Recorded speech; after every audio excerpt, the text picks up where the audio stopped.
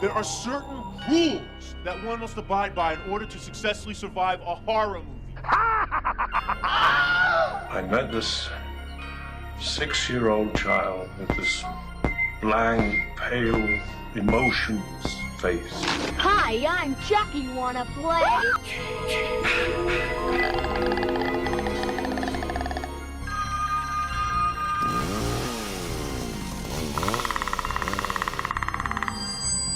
They're here. Welcome to the Horror Cut. How's it going? Welcome to the Horror Cut. Gary boy, how you doing? Not too bad, not too bad. You want me to call you Steg, don't you? Yeah, please call me Steg. I don't know if I can get into that, but we'll see. We'll see. And how are you? I am alright, aye. It's nice to have a bit of sun in Glasgow for a change. How about you? I'm good. I'm kind of glad we're doing this as an audio podcast because I'm a bit beetroot from the sun. My skin doesn't take too well to it. You've been out all day, haven't you? Aye, chilling. Writing up my notes. Bumped. Oh, aye. Writing up my notes. Yeah. Good. Oh. So what are we discussing today on the podcast? I think it's one of your favourites, isn't it? We're discussing Jeepers Creepers. Where'd you get those peepers? Oh, no. Where'd you get those eyes? Oh, no. Oh. So, even though we're a positive podcast, we're a peepee, you didn't like this as much this time, did you? No, I didn't. I really didn't. Don't worry though, I'm going to try and change his mind by the end of it because I'm still a fan of this film. The first time you watched it, what did you like and what changed then this time? First, I seen this when it came out. When did it come out? What year? Have we got that? 2000 and what, like 3, 4? Let me just We should probably have got that down. It was 2001. 2001? Yeah. Okay. So I loved it when it came out. I guess I thought it was fantastic, and I thought it was scary seeing this film back then in a packed theatre. And I've seen it probably 4 or 5 times since, and I don't know why. I remember always thinking to myself, the first half an hour, 45 minutes of this film was incredible. And I'll still say that, maybe not up to the 45-minute mark, maybe up until the 30-minute mark. I think for me, it does, in my opinion, kind of slightly, I don't want to say the word worse, but It falls off the cliff a wee bit for you. It falls off the cliff a little bit, even before we see, his reveal, what he actually is. Yeah. What it is, I should say.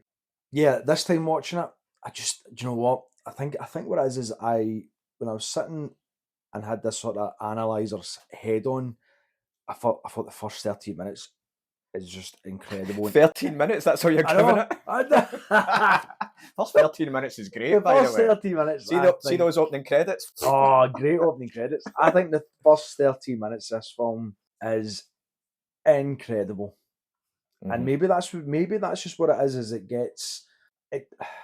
What would you rate it out of 5 just now? And let's see if that changes after this discussion. Right, okay, let's go with like a 2.75. 2.75. Sure, why not?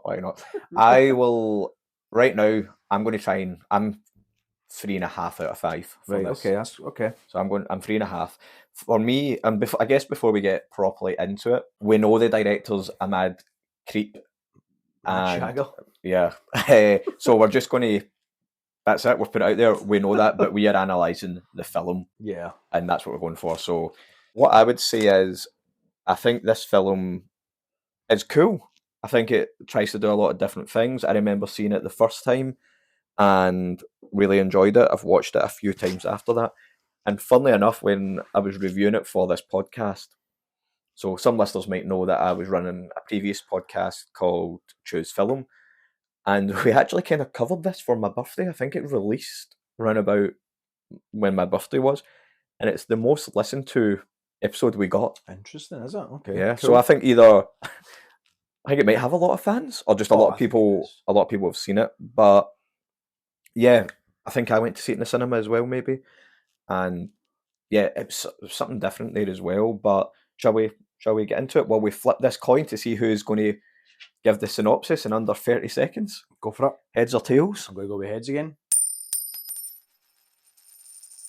Oh, it's tails. Good luck. I'll just get the timer. So, Jeepers Keepers follows a brother and sister who are traveling home from, I guess it's maybe spring break, summer break, College. to college break, and they decide to take the sort of country route home, and they are then sort of targeted, tracked down by this monster that is Jeepers Creepers. I haven't seen a car in 50 miles. You know what I just thought of, right? Kenny and Darla, You believe that story? that they had to go looking for her head. They only found the car. They never found her head.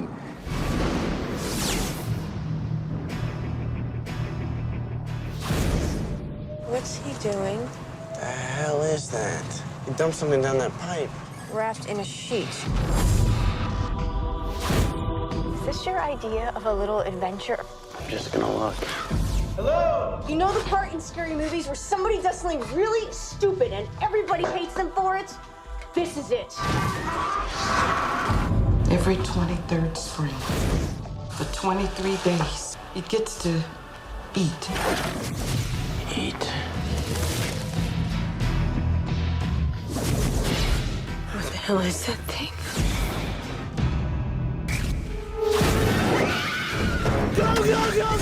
It's stuck in reverse!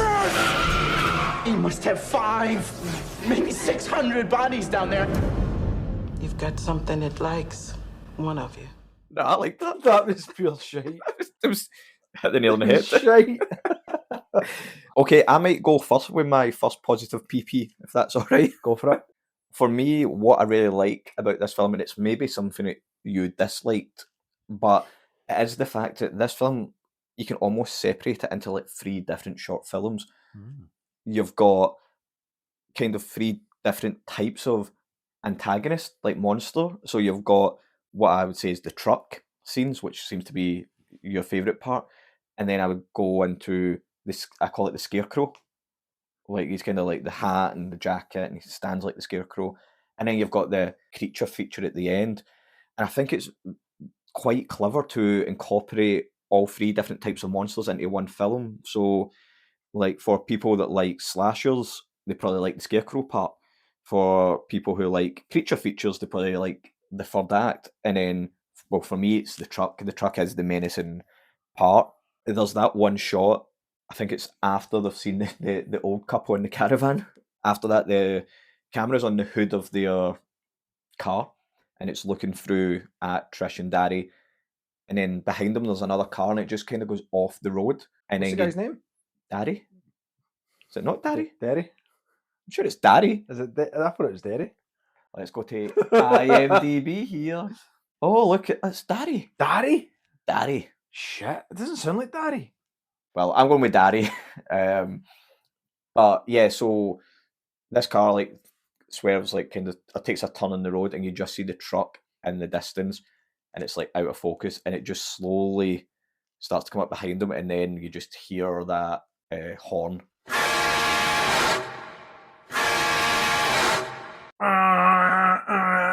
The sound design there is amazing as well, because it's just booming, like it's so frightening as well.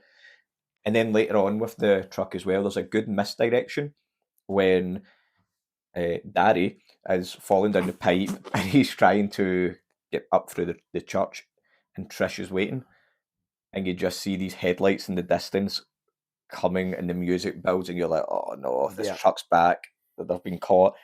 And it's a nice misdirection. It's just another truck on the road, and it just goes past. And I thought that was quite clever. Yeah, that's a good take. I like. I've actually got my notes as well, with the misdirection scene as well. Mm-hmm. So with the scarecrow, as I said, it becomes more of this slasher film as the creeper kills the police officers, the cat lady, and this film is like post Scream 1. Right, Mm-hmm. and after Scream 1, a lot of kind of slasher films start to become a little bit meta. They know they're in a slasher film, and even in this middle section, this film does it as well. So you've got him chopping the police officer's head off, And then when he starts to like bite the tongue out, there's the billboard behind him that just says "Tastes darn good." Yeah. You've got the Creeper whistling the Jeepers Creepers song. He knows about that song. When Trish is running over the Creeper again and again and again, Daddy says, "Do you think it's dead? Or do you think he's dead?" And then she just turns around and goes, "They never are," and then runs over them again. So it's almost like she's trying to get that final. It's like Sydney shooting Loomis in the head. Spoilers. Shooting Billy. So I think they know the rules of that film that they're in almost. So I feel like they're taking stuff from like the slasher genre there. And then you've got the monster at the end, the creature feature. And that's where we have this showdown with like the fully formed creature. I kind of like its design. I like the fact that it's not too heavy on like CGI.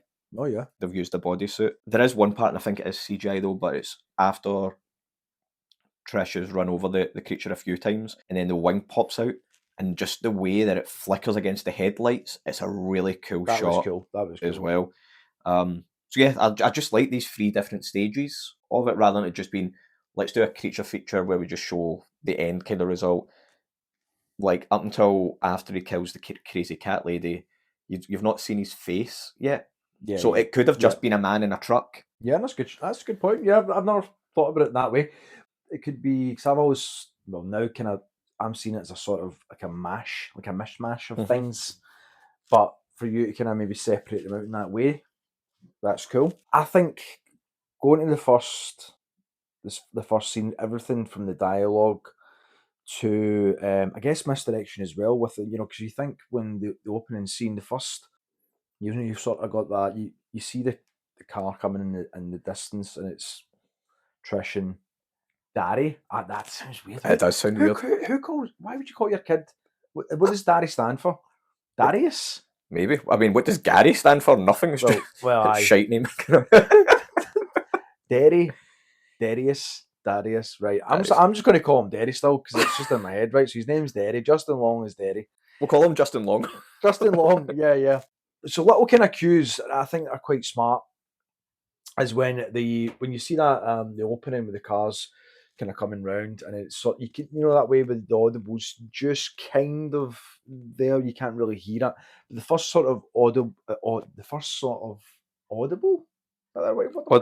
dialogue is that was a stop sign, so it's almost giving you little clues, right? So, it's subtle right now, and it kind of builds up from there, where he oh god, this is good. This is Justin Long. Well, Derry then sees the camper in front, and he starts speeding towards it. So you're kind of going, right, okay, what's going on here? Like these two guys, this brother and sister, are they up to something that they shouldn't be doing? Go up, you kind of hit the brake, and then they start playing the game, the license plate game. The license plate game. What is it? He says. Oh, what is it? He says. I can't remember what he says, but then she's like, "It's gay forever" or something. Shit! I can't remember what his is. He says gay fever. Gay fever, that's it. And then she says forever. It's not gay forever, because then when they pull up, he comments on them being old. We just watched it like what, a week ago, a week and a half. Yeah. And there's a nice kind of misdirect there, isn't there? Where it, like, he says it's beating you with the creeper's truck. Yeah. But it is be eating you. And that's quite clever. That is quite clever, yeah. Trish starts to flicker through the radio, and every station seems to be like one of those sort of religious, preacher kind of radio shows, and it's like every channel is something that you hear something about demons being risen and things like that. Yeah. So it's all these little things that are saying something's going to happen here. Yeah. But you just don't know what it is at this point. License plate is sexy forever. Is that? Yeah, because then Daddy goes up and he's like, sexy forever, because the two of them are old. Because the two of them are ancient. Yeah. So he says gay fever, and then she changes it to sexy forever or something. Sorry, yeah. Yeah. And then you get in the distance that they're having a chat, we're kind of getting to know a bit about them, their relationship, which is done really, really well. It's all very natural. And then you do see that shot you were talking about where the camera's on the hood, and then you see in the distance the van taking the right turn, and then you see the truck, Mm-hmm. and it's like a good 20 to 30 seconds before it's actually in focus and It's then intimidating as well. Just the way it like crawls towards them almost. Yeah, because there's probably a good 10 seconds in that where you're not even looking at it. No. You're just maybe listening to the two have a chat. Well, it's funny actually. After this episode, we are doing one on It Follows, and with It Follows, you're kind of always watching the background to see someone, like if there's anyone walking towards our main character. And this is kind of the same shot with this truck here. You're kind of like just watching it coming. You're like, oh shit, that's getting close. That's getting close. That's getting close as well. Yeah. Well, after that, once it gets closer, and you get a pretty tense scene where this thing is just right up against them, right up their arse. Right up their arse. Trish says, "Is that a vehicle's choice for assholes and serial killers?" So in the first few minutes, we've got all these subliminal messages of like, serial killers, demons, stop sign. And it's just like, I think it's just really, really clever. It's just kind of setting you up, the audience up to go, something is really going to happen here. And then, and this is a question for you actually, because this is actually, I didn't pick up on this when I first, and the numerous times that I've seen it, the Kenny and Darla thing. Mm-hmm. I always thought in my head that Kenny and Darla was people that they knew. Derry says something like, "Oh, do you know what I just thought of there?" Because she says serial killers, and she goes, "What?" And he goes, "Kenny and Darla." Why would you not say their full name if you didn't know them? Well, to me, I've got a note here, right? So I said this film kind of splits up into the truck stuff, the scarecrow stuff, the creature feature stuff. One other thing it does for me is the urban legend. I think it's like the old urban legend of Kenny and Darla. So she lost her head is the urban legend and like some sort of freak accident. But then later when Danny, I'm now making up other names. When Danny, people are going to be like, have they actually watched this film? When Danny finds the body in the pipe, and it's got these large like stitches down it. We'll probably talk about that a bit more. The first time watch, you're like, what the fuck? And then he sees all the bodies on the ceiling, which again was so original. Like, I've never seen anything like that in a horror film. And then he sees Darla and her head is stitched back onto her body. And then later on, he's just like, she did lose her head, just like they said. It's almost like a rhyme. And to me, that's like old urban legends become like songs and rhymes and like little whispers and stories. Yeah. Because he does say that. He does say about, most towns or most places have their sort of take on that urban legend, where it's like the sort of prom king and queen. You've seen loads of films on it. Me and a friend who I actually need to have a wee shout out to Danielle DeVito on this, is because she was the girl who I spoke about in the Terrifier podcast that I regularly just sent her Art the Clown images just to freak her out because she's fucking terrified of them. But we were discussing Are You Afraid of the Dark the other day, remember that show? And there was a prom queen episode. Right. Urban legend again. So it is something that's always been. I love it. It's a really cool reference piece in urban legends. The prom king, the prom queen.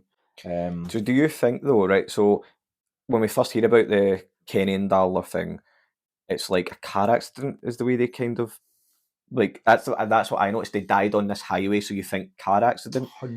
Yeah. And then they say she lost her head. So to me, that sounds like she lost her head in a car accident.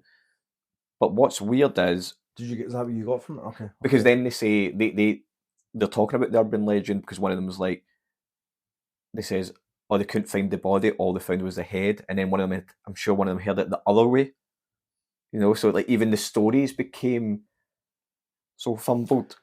Because it seems like and it might just be that they're kind of shaking up after what's just happened with the beating you truck. But it sounds when they're speaking about it, the tone of their voice, their reactions, to me, it's almost like it's something that's. To me, it did sound like they knew them, just with the way. But it could be that the story was so big in their town that it's almost like they do know them. Yeah. Well, what's interesting about that is, right. So do we both agree just now that the creeper had something to do with it? Oh yeah. Right. So the creeper only comes out every 23 years. So it had to have happened 23 years ago. What age do you think Daddy and Trish are? 23? maybe a bit older. They're at college, aren't Yeah, they? college, they'd probably So- be 20. 20, So therefore, maybe. they can't have met them then. They can't have met them. That's what So was so. And I had to, because I had to sort of rewind it a couple of times to make sure that what I was hearing was Noctile Correct. was thought that they knew him. Mm. So that's interesting. That's why I was like, hold on, just, and it's literally just how they discuss it in the car. There's a connection there. Yeah, maybe. Where do you think Trish and Gary are from? Do you think it's like small town? Yeah, I'd say so. So maybe it's like Kenny and Darla are from the same small town, and that's why it's so like it's this small town urban legend, but it's just was on this highway that these two died. So therefore, that would make it more relatable. Could it? They're traveling on the same road that two people from their town died 23 years ago. Yeah, and he does say that it's like this. It's the same highway, but it's like 100 miles away. Yeah. which in America, that's probably it's very true. There's something about it. I don't know what exactly just got me with that. But anyway, we'll move on from that. From that though, and again, this goes back to the sort of laying the tracks for the film. She does say when I heard that story, I used to think that this was the highway that I would die on, which is a weird line. Yeah. Again, that makes it sound like an urban legend. Like as a kid, when you hear an urban legend, you're like, it's like quicksand. Mm-hmm. Everybody thought they were going to, as an adult, they were going to constantly be walking through quicksand and like maybe dying. You know, so if they've grew up with this urban legend, then they're going to go, that's going to happen to me. I'm going to have to deal with that one day or something maybe as well. But I do think it's a weird thing to say. That is a weird thing to say. Again, I think it's setting the scene up a little bit where it's kind of like, it's almost like a bit of a Shakespearean tragedy where it's like that fulfilling prophecy. I mean, obviously she doesn't, we don't know the Derry, and obviously because of her brother and sister, they've got that bond. They've got that bond. And I think it's just very, very clever in that opening 7 minutes where it's setting us up for the rest of the film. Mm-hmm. That kind of goes on nicely to my second point, if that's all right. Mm-hmm. And that is the characters. The film wastes no time in introducing us to Trish and Darry. I think it's great that they're siblings, and the way it sets it up is they're bickering from the start almost. So they argue over the games. Daddy's who? Or something. Yeah. Butt picker, daddy's who, or sniffer. Yeah. So yeah, they argue over the games they play and the rules of it. They discuss their relationship with their parents. They argue over who drank the last water. They argue if they should look down the pipe. You know, so right away you just know these are brother and sister, and they feel like brothers and sisters. It's quite authentic, I would say. Oh yeah, absolutely. Should they have looked down the pipe? Are you team Darry or team Trish there? When he wants to go back and look to see if that person needs help. You know what? If they didn't, we probably wouldn't have a horror film. So it's kind of. I was like, he kind of blackmails her into going. He's like, "Oh, what if it was you back there? Oh, you've seen a body get tossed down a pipe, wrapped in sheets with blood on it." And I'm thinking, you never seen it move. So to me, that person's dead. Yep. Phone the police. That's Problem it. solved. But also when Darry comes back from the pipe and he looks traumatized and he kind of like just like bangs on the window. It's just after the misdirection with the other truck. Trish doesn't even need to ask him what's up in that scene. She just knows from his face. She knows him so well that she knows he's traumatized, and it's like, just get in the car. And it is a breath of fresh air, I think, that Trish and Darry are brother and sister and not a couple. Because they could have made it a couple. Absolutely. But if it was a couple, you'd just be waiting for them to like shag. There'd be that scene where the two of them get it on at some point. So it just takes away that element. You're just like, they're kind of just a strong brother and sister as well. So like another side note is the police. Even though Trish and Darry slag the cop for being a stripogram cop, the police aren't stupid in this, I would say. I think the police make kind of the right decisions. So like if Darry told you what had happened and you were a police officer, you'd be like, I don't know if I believe you, mate. You know, and even Trish, who didn't see all the bodies on the ceiling, doesn't know if he's just like hit his head or if he's traumatized. Like she doesn't know if she believes him either. But the police do, like they run the license plate of the truck, they check the prints on the car, they send cops to the church when it's on fire, and even like later on when the when the monster, like the creature feature, the actual creeper breaks into the police station, I think like they make the right decisions there as well. Because it's funny when you watch it, the police fuck off for like a good 10 minutes towards the end, and it's just Giselle and the siblings, right? And then they come back with like bulletproof vests, helmets, like they're locked and loaded, like so they're like, fuck this, let's get the heavy artillery out, you know. Do you think it's funny when Giselle comes into it, like the phone call? You seen the cats yet? Yeah, I know. It's again. I think that's for me when it starts to kind of fall apart a little bit with her introduction, and Derry's some almost like he's playing that character, or he's playing it where it's like, what, you know, he doesn't believe on. You're like, really? After what you've just witnessed, this phone call is strange to you? To play devil's advocate on it, then is it that he's had all this happen to him? He's like almost what the fuck is this now? Like it's like he's so like dazed just from it all. He's like, what the hell's going on now? There's this woman that knows I've got a tattoo, and yeah.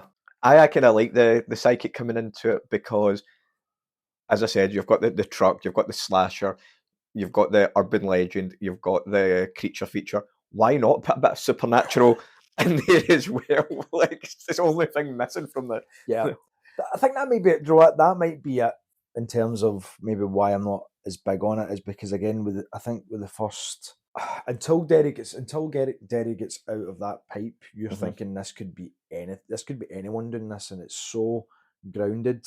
Even the shot where they actually see, like you spoke about earlier, when he's putting the bodies down the pipe, the way he turns and he just stands and he looks at them, it's very like shit. Do you know what it looks like there?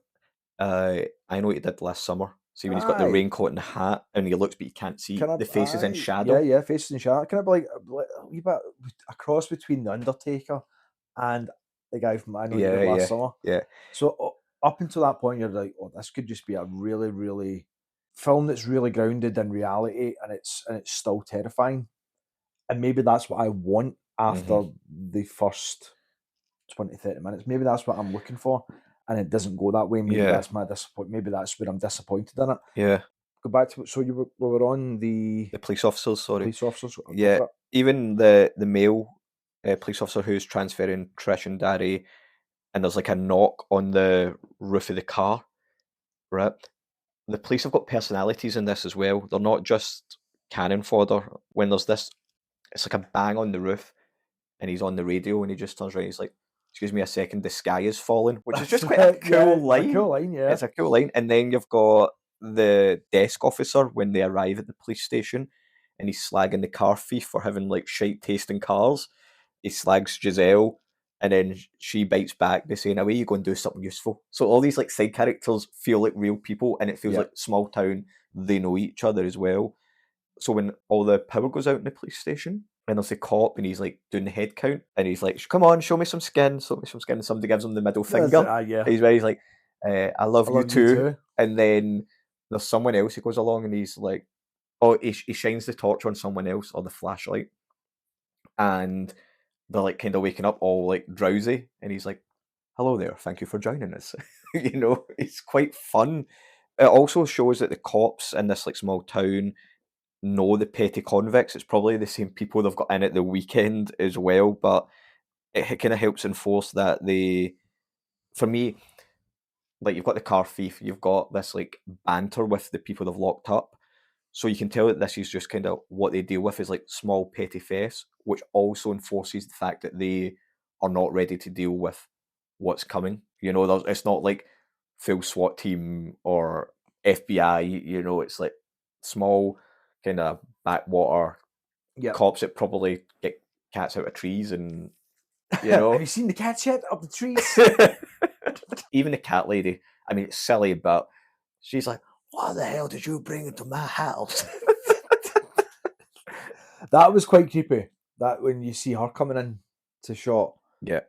Because she's almost got like, has she got white hair as well? Yeah, so it kind of mimics him a little bit. Well, I think that's how he manages to hide behind her. Yeah, when you're like, is that her or him? Because this is the first time they've actually seen him. Well, no, the first time they see him is when he's putting the bodies in the pipe. But they see as much as us, so they don't really see his face or anything. Yeah, yeah, because he's in the sort of the field, Mhm. and he's in the house. Yeah, so I think the cat lady turns around and goes, "Have you got anyone with you?" And then they all look over at her scarecrow, and then she's like, "That's not my scarecrow." That's not my scarecrow. And then she shoots at the scarecrow. But even when we see the creeper at the scarecrow, he's in shadow, and then he kind of swoops onto the roof, and then we stay outside, and you just hear all the noise, and then it cuts to her, the cat lady standing at the door again, and then the first time we see the creeper is when we see that he's holding her by the neck off the floor, Yep. and then as he steps out of the house with her, his face comes into the moonlight, and it reveals it reminded me of the first time I seen it. It doesn't look like this, but the first time I seen it, it reminded me of seeing the Predator for the first time without the helmet on. Mm-hmm. Um, Yeah. As after that, I quite like how she was like well up for protecting her cat. She was like fucking shotgun. She goes into the house as if to say she's like, get away from my cats and stuff. Yeah. She's ready to fuck this guy up, and then obviously she meets her maker. Yeah. One line, like you were talking about we were talking about the line earlier that we didn't like, which was, "I thought I was going to die on this highway," that Trish says. Another line that I don't really like is when Trish or Daddy says, I'm sure it's Trish, "Please, someone died." She says it to the cat lady. And then she's like, "Who died?" And then Trish explains who died. And then she's like, "Oh, I thought you meant my cats." It's like, that's a bit of a nonsense line. Yeah, what that's a strange one. Strange line, but yeah. After that is when she knocks it down, doesn't she? Trish, yeah. Again, for me, that's just like with the shot of when he sort of jumps into the house, like jumps up through the roof. You're kind of like, oh, okay. So I think we're going into the sort of supernatural here, okay. And then he's standing in the middle of the road. She tries to hit him, and he does that run over it. And for me, I was just like, oh no, So, no, to come me, on. And then they trick him by, let him getting closer and then hitting him. You're like, that's just dumb. So, okay, story-wise, I think pretending the car's not working because we've seen the state of the car, and when it was the truck, it did run the car off the road. So when it's not working from the creeper's point of view, you can kind of see why you might believe that, but it's badly executed on the film. Story-wise, I think it works, but the way it's filmed with him like running up it, do you know, it reminded me of like the way Blade moves in Blade 2. Oh yeah. It's like, actually, yeah. It felt very superhero-like the way the creeper moved at that point. So yeah, that doesn't really work for me. But the story-wise, tricking him with pretending the car won't start, I didn't mind that, but it didn't look good. So story works, but the way it was filmed, I think. Maybe that's it, yeah. And maybe I don't mind shitting on this director anyway because of what he's done. So you didn't film it well, mate. What do you think about the actual the creeper smelling the fear of its victims to see if it's something that it likes? Okay, I was going to bring this up in my notes, but this is really interesting. I seen this film before I seen or read It. Mm-hmm. And I thought this was cool. It was like, it has to smell the fear on you, and it comes back every 23 years. I'm like, this is a cool backstory. But it's just Pennywise. Pennywise like becomes what you fear.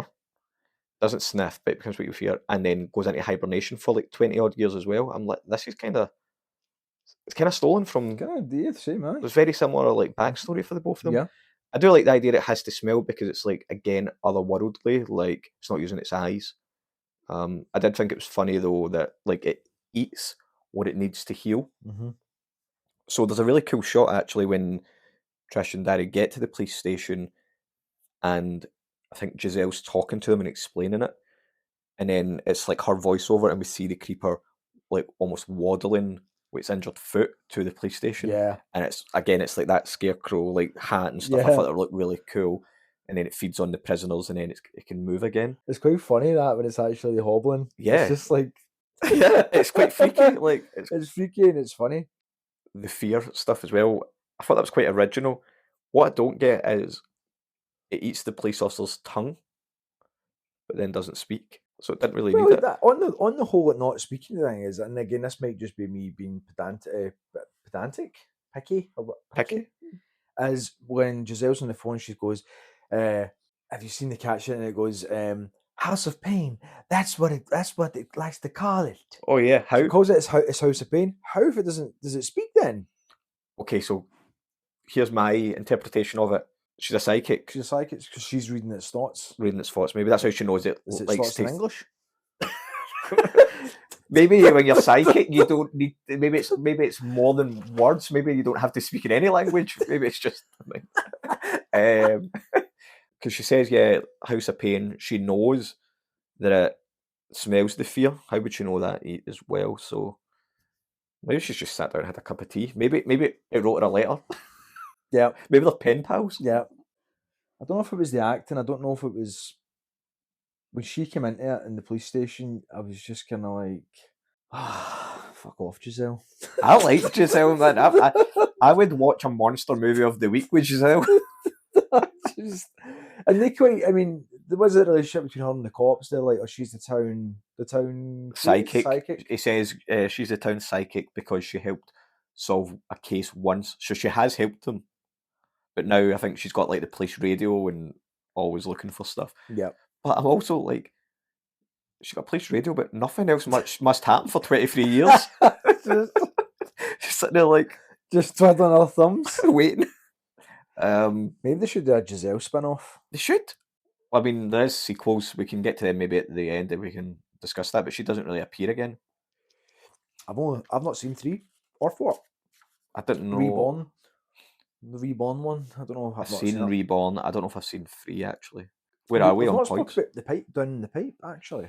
Well, yeah, we can. I mean, that wasn't my notes, but one thing I think's missing, and I think could have added to it, and I wonder if it's taken out in the script or in filming, is I wanted to see Darry come up through the church. Yeah. I wanted to see what the inside of that church is like. Because if the basement is looking like that, what's the church like? And I actually thought that would be a really cool, like, so we spoke about the slasher parts, the creature feature, the urban legend. You could have almost had like a haunted house element to it, like a gothic kind of horror part there. So I wonder if they were going to do something with that and maybe didn't have the budget, or it was just maybe the film would have dragged, because it is like it's roughly 90 minutes, this film. Yeah, that's quite cool. What is it when they go out and say, what's that bit where someone says, is that your car in the parking lot? Like, yeah, and it's like, someone's, you need to come and see this or something. And yes, he was out there sniffing your clothes. Sniffing the clothes. And then Daddy picks up the clothes and he's like, he picks up his underwear and he's like, now he even knows my name. That's right. Shit. Yeah, wait, going back to the church goes on fire, doesn't it? The creeper sets it on fire to hide evidence, which is very smart. It's an intelligent being. But do you think when we see the body in the pipe, he throws a few down and there's one of them that's still alive? I think it's 1 or 2 that they see. So I wonder if this is the creeper just waking up from its 23 years of hibernation, and that's the first people, because he's obviously took organs from the first guy, and then he dies. But the makeup's really cool there as well. Like, he looks so blue and like the body's just dying, shutting down. I thought that was really cool. That was cool, like, as well. It's quite scary. Yeah. So on our Wrong Turn episode, we discussed how when we were down to the last 2 characters, they felt safe. They had like plot armor. Well, like, nobody's going to die here. Well, Jeepers Creepers bravely goes there, and after spending 90 minutes with Trish and Darry, it kills one of them off. It kills off one of our main characters. And it's not often in horror movies the bad guy wins. Like, usually the bad guy escapes, like Halloween and that. There's one last scare. But usually we have that, like, final girl, as we say. But I did feel like they were like one character, Trish and Darry together. So to kill Darry off in quite a unique way, I thought that was really interesting. That last shot where he's just hanging there, and then the creeper's eyes come in between behind his. I thought that was quite cool. Why did they need the eyes, do you think? That's why they got them. So better eyes. Well, this guy's got 20/20 vision. Like the guy's eyes that I've got now, they're not as good. The right eye's a bit dodgy. Well, it's funny because see, if you look at in the police station, the creeper comes through the kind of two-way mirror, grabs Daddy, and he's holding him, and Trish is like, "Take me, take me." I'm like, "Why though? Why?" Like, but anyway, but when it's holding Daddy, and it's like kind of, I don't know what you call it, like it's almost like claws come up, stretch out of its face, Yeah. and it screams. It's quite a cool design, but its eyes are quite milky. So I actually wonder if maybe that the organs and stuff don't last forever. Maybe, yeah. The eyes are starting to go. He needs a new set of eyes. He needs a new set of eyes. He needs a new set of eyes before he goes into hibernation. Because it's in the song. Where did you get those eyes? Yep. Peepers. Jeepers, creepers. Where'd you get those peepers? Jeepers, creepers. Where'd you get those peepers? Jeepers, creepers. Where'd you get those eyes? Is that a song that the creeper just likes? And then Giselle knows that he likes this song. So that's the warning. You hear that shit, you fucking run. The only other thing I could think of actually is the song could make sense, right? Because when Giselle phones the diner, she's like, "You seen the cats yet?" So she's seen the cats, and Trish and Daddy see the cats. And she's like, "Have you heard the song?" And plays the song, right? Then they hear the song in the car, and it's blaring. So maybe the only reason the creeper is singing the song after that is because he's just heard it on the car. And actually, he only starts whistling it. Does he start whistling it after he has the guy's tongue? Do you need a tongue to whistle? I don't know. Want me to cut yours off and we'll see? Oh, I can't whistle anyway. Can you not whistle? No. What was it someone said about the tongue? There was a listener who commented on that scene. Tasha Tiggs. Tasha Tish. Sorry if we got it wrong. Yep. So Tasha wrote in on the Instagram page when we said that we were going to discuss Jeepers Creepers, and she said that I think the first Jeepers Creepers was brilliant. The scene where the creeper eats the tongue of a decapitated head was the best. His makeup was perfect, and so was the storyline and the acting. Absolutely love it. So I think Tasha. I think you agree with the acting and maybe the makeup, but story is not. You're not feeling it as much. Me? Yeah. Yeah, I think that's it. Yeah, I don't know. I think when I was in circus, one of the rules in showbiz that we kind of get drilled in when we were doing choreography for our acts and things was start big, end bigger. And I think, don't get me wrong, I think the end of this film, the last shot is brilliant because you're not, like you said, you're not expecting that. And I think the start is so good. It just the whole kind of middle for me is just like I don't think it knows where it's going, or it's got too many themes going through it, too many layers where you're just kind of like, this could have been maybe scarier, simpler. The creature design is pretty cool, but I think it just takes the edge away from it. But again, you need to show that thing because it's really well done. Yeah. So for me, it just doesn't. It takes away the fear factor for me, and I think that's probably my biggest gripe with it. No, that's fair. Rachel Munnock says, Jeepers Creepers was the first horror film I saw in the cinema. I was 13 and had seen a couple of movies before then, Alien, Nightmare on Elm Street, It. We just spoke about It as well. Yep. But this was probably the moment I realised I really loved horror movies. I thought the monster was genuinely threatening, scary. We agree with the truck side of it anyway, at least. And I enjoyed the folk horror elements of the movie. We've not really spoke about that, actually. But I guess we have with the urban legend. Yeah. And I guess, you've got these outsiders coming to the small town. So I guess, yeah, that's in there as well. Good spot. It's probably worth mentioning the real-life horror story involving the director, a self-described protege of Francis Ford Coppola. No wonder he's so good at filming monsters. Takes one to know one. Yep. Thanks, Rachel. Thank you. Yeah. And as we did mention at the start, but we're going to stick to the film here. Like Victor, aye. Did you see Clownhouse, the film that he done with? That was the film where he, I think he molested the actor in that. And Clownhouse was the late 80s. I had it in DVD maybe 7 or 8 years ago. It's quite good from what I remember. Is any of the sequels went into the story of Kenny and Darla? That would be pretty cool if they did that. So what does annoy me is, and I think this is maybe why I didn't watch it, I don't think I've seen Jeepers Creepers 3, And I think I kind of refused to watch it because after everything came out, he got to come back and direct. I'm sure that people knew this before, way before the first one was made. Maybe. Also, the effects in that just weren't the same either. It looks a bit naff, doesn't it?